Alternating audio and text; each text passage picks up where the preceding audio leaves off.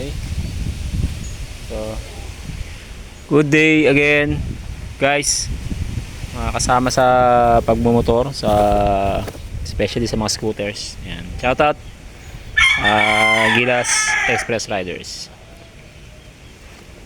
Yan. At kay kay Konsihala Ma'am Louie. Yan. Ito. Yung i-unbox natin ay kay Gilas 504 Sir Arnold. Ayan siya. Ayan. Ang motor niya ay Click 150. Unbox natin to.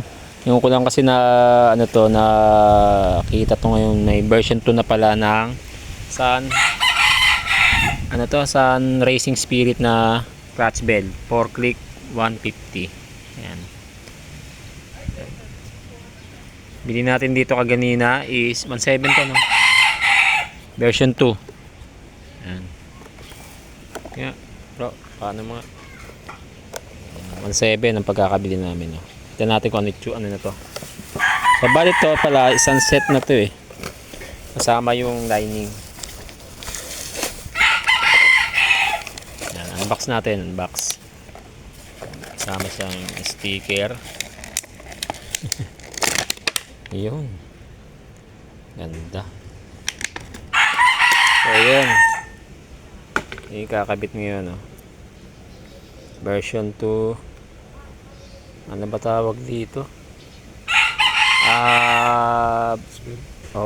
Clutch bell na meron siyang heatsink, oh. Yan. Guys, sa ibang mga clutch bell ngayon, no? Maganda siya, meron siyang naka linear groove siya. May groove na siya sa loob, oh. Yan, i-focus natin, oh. Yan.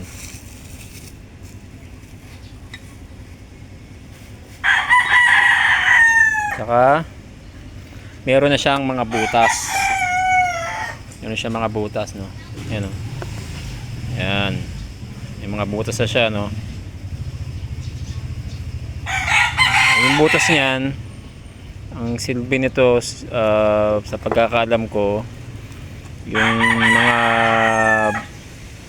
mapupudpod na mauubos dito sa clutch lining na to is hindi maiipon dito sa loob. And yung mga dust, kasi isa sa mga nag-cause ng drag yung tawag nito, yung mga dust particles dito at yung mga naubos na dito, no, mga particles nitong lining. So dito sa butas na to, yan, lalabas yan, no. Hindi siya may ipunan, so hindi siya magdadrag, no. Yan, hindi siya magdadrag. Yan. Siyempre may naka-regroove na siya, no. Yan, no, regroove. Pine din siya, semi-pine. Hindi naman siya ganun kapino, pero semi-pine siya. Yan, Sun Racing. May heatsink siya, oh. Yan. Para pag biyahe ka ng long ride, yung init niya, yan, dito may lalabas agad niya dito sa heatsink niya. Kasi pag mainit na yan, yun nga, kakap na yan. Pwede na rin siya nagkokos na rin ng drag yan, eh. Sobrang init, eh. Pero ito naman, maganda naman to, eh. Itong pares nyo. Ay! Yung pares niya. Saka yung brake ko. Oo, pala. Ito pala. Kainin nyo na. Ito pala. Sorry, no. Lining nga. Bumili rin pala kami ng lining na. Meron palang brake shoe din na. Saan din ba to? Saan din, no? Ito. Yan. Yung version. Ano ba? Wala namang version yata to. Kasi ang nag-iiba lang naman lagi dito yung pinaka-lining na ginamit, kung anong materials. Yan. Yan ang match dito. Yan. Okay. Ayan. Mamaya kabit namin to. Hintay lang namin ng So it pala, include pala nito ang ano nito, ang kanyang ano, include ang clutch spring pala niya. Clutch spring, no? Yan, no, 1,200 RPM. So medyo matigas to, tong ano. So pero subukan na rin namin, pero masyadong matigas to. So, mura na naman siguro yung ano nito eh. Spring nito, papalitan natin to, masyadong matigas to. 1,200 oh. Yung 1,000 nga masyadong na matigas yun eh. Tutuusin eh. Ito 1,200, pero siyempre kabit ano muna namin, gamitin na rin muna namin. Pagka okay sa kanya, tuloy na yan oh. 1,200 ang RPM ng ano, clutch spring. Oh, yan. Ayan ha. Racing. Clutch assembly. Bell assembly ng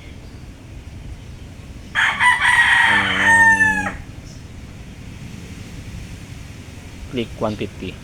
Okay. Ayan.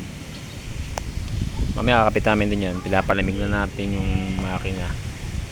Yung pinaka panggilid kasi para hindi tayo ma-lost thread, no? Hindi ma-lost thread yung ano, mga bolts. Okay, pause muna para wide. So ito rin pala, add na rin natin to, no? Ito yung ano, clutch lining na ano, assembly ng Sun Racing. Yan. Pag nakita nyo yung mga ano nyo, may mga bits ng, ewan ko, parang tanso, baka ano, kumikintab siya yun, oh, sa lining nya, itim. Tapos yan, may parang may mga maliliit na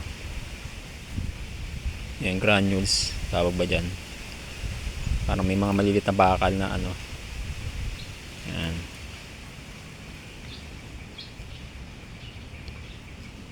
Mahaba o mahaba yung lining nya ng Sun.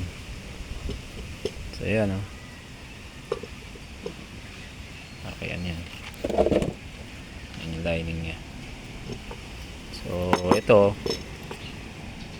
siyempre natatama din sa mga linear oh, linear. Tapos may mga butas. Yan.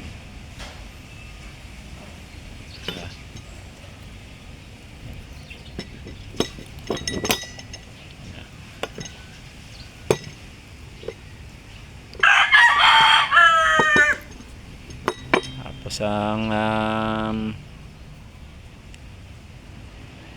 natin sama to. Ito syempre yung clutch spring nya, Sun din. Okay, so pause muna natin. May napata natin yung pag nakakabit na, no?